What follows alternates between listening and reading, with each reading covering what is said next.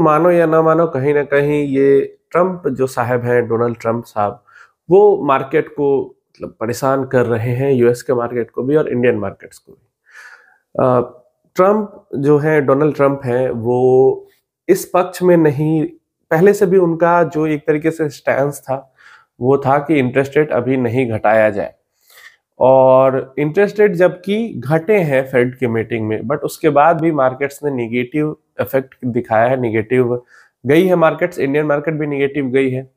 Reason है commentary fade की तरफ से। फेड का जो जिस तरीके की पिछली मीटिंग में उनकी कमेंट्री थी, एक तरीके से वो एग्रेसिव थे कि अगले साल हम रेट कट्स करेंगे हैवी अमाउंट में, मतलब हैवी पॉइंट्स कट करेंगे अगले साल। इस बार उन्होंने कहा है कि उस तरीके की एग्रेसिव कट्स अगले साल नहीं होंगे, 2 कट्स होंगे, मतलब समझो कि ना के बराबर ही चीजें हैं वहां पे। तो रेट कट के अभी पक्ष में फेड भी नहीं है। फेड का कहना है कि हम इन्फ्लेशन को लेके अभी जो परिस्थिति है वो सही नहीं है। इन्फ्लेशन बढ़ रहा है अमेरिका के अंदर में, इन्फ्लेशन तो इंडिया के अंदर में भी बढ़ रहा है, अमेरिका की हम क्या बात करें। तो ऐसे में जो मार्केट्स है उसने इस चीज को निगेटिव लिया। नॉर्मली अगर रेट कट होता और कमेंट्री अच्छी होती तो मार्केट आज सूट अप करता, लेकिन रेट कट हुआ लेकिन कमेंट्री जो थी वो निगेटिव थी, इस कारण से मार्केट डिक्लाइन कर गया। और जो ट्रम्प साहब हैं वो तो बिजनेस को भी अफेक्ट कर रहे हैं और डॉलर को स्ट्रॉन्ग करने के चक्कर में बिजनेस को भी अफेक्ट कर रहे हैं और रेट कट को भी अफेक्ट कर रहे हैं। उसके अलावा वो टैक्स लगाने की अलग बात कर रहे हैं। तो एक तरीके से जो स्टॉक मार्केट को है वो बहुत ज्यादा दिक्कत दे रहे हैं, क्योंकि इन द एंड राउंड घूम के ये जो सारी चीजें हैं वो आने वाली कंपनीज पे ही है। और खासकर इंडिया जैसी कंट्री की जो कंपनीज हैं जिनका यूएस के साथ बहुत ट्रेड होता है, खासकर आईटी सेक्टर पे। आईटी सेक्टर जो हमारा इंडिया का वो तो टोटली डिपेंडेंट है यूएस, यूके, इन सारे जगहों पे। वहां पे पूरा आईटी सर्विस एक्सपोर्ट करती है इंडिया हमारी।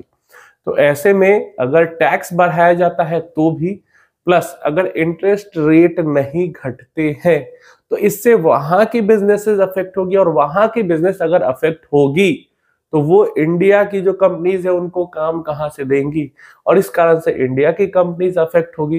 तो मतलब प्रॉफिट्स रेवेन्यू पे अफेक्ट आ सकता है कंपनीज पे, और यही रीजन था नेगेटिव सेंटिमेंट का। इन द एंड जो मार्केट्स हैं उनको लॉन्ग टर्म में बढ़ने के लिए जो कंपनीज हैं उनके प्रॉफिट्स रेवेन्यू बढ़ने होंगे, ठीक है, वो बढ़ने होंगे तभी जो स्टॉक मार्केट है वो बढ़ेगा।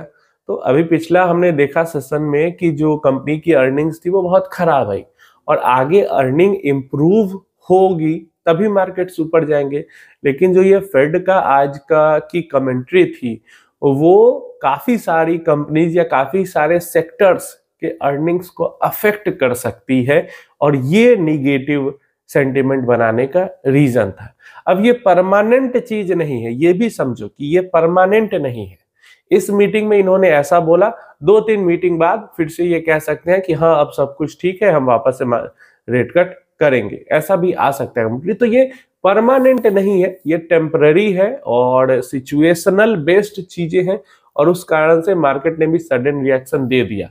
लॉन्ग टर्म इफेक्ट मार्केट का मुझे नहीं लगता इस चीज का होना चाहिए मार्केट के ऊपर, लॉन्ग टर्म इफेक्ट, क्योंकि ये खुद लॉन्ग टर्म वाली चीज नहीं है। हाँ, अगर ट्रम्प साहब कोई ऐसा एक्शन ले लेते हैं, टैक्स बढ़ा देते हैं, 100% टैक्स कर देते हैं, या कुछ भी इंपोर्ट एक्सपोर्ट को लेके थोड़ा उल्टा सीधा रूल रेगुलेशन करते हैं, तो उसका इफेक्ट जब तक ट्रम्प साहब रहेंगे तब तक रहेगा। लेकिन फेड मीटिंग के अंदर जो कमेंट्री हुई है उसका इफेक्ट लॉन्ग टर्म तक नहीं रहेगा।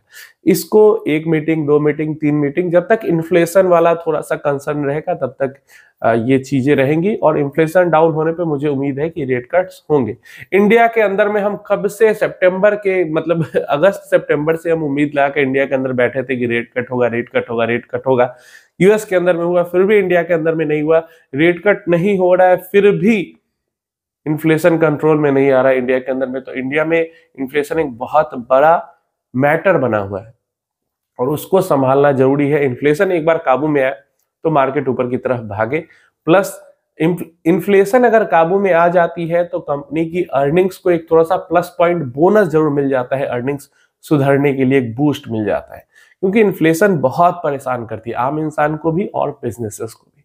तो ये पूरा माजरा था कि मार्केट अचानक से निगेटिव हुआ और एक दो दिन से ये सारी चीजें चल रही थी और इसी कारण मार्केट थोड़ा निगेटिव सेंटिमेंट में था।